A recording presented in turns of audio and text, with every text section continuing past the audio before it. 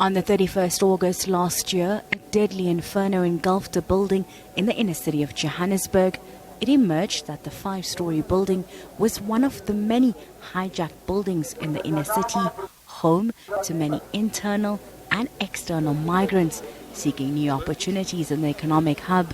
In the aftermath of the fire, which claimed the lives of 76 people, Gauteng Premier Panyaza Lesufi appointed a commission of inquiry led by retired Justice Sisi Kampepe. After 7 months of hearings, phase 1 of the report was released, putting the blame at the door of the City of Johannesburg. The City of Johannesburg and JPC never attended to repairs and maintenance of the building. The Usindiso building showed signs of disrepair and danger to life and property.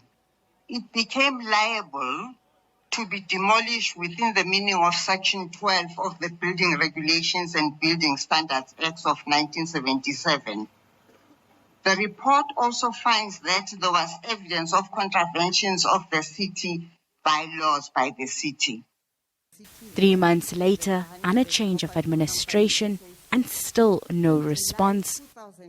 We're in a meeting with the officials. They had a responsibility to take me through one, the report by Usindiso, and what is our response.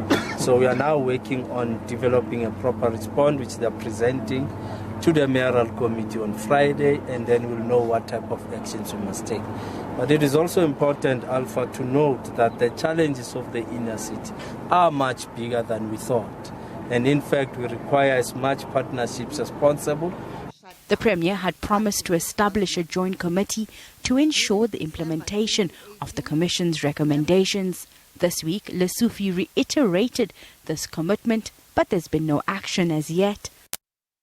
Of the province address, we made a commitment that we are convening a summit that would include the owners of these illegal buildings, formal owners, developers, law enforcement agencies, so that we formulate a charter and a way forward on how we're going to reclaim Johannesburg. And to do that, we need everyone.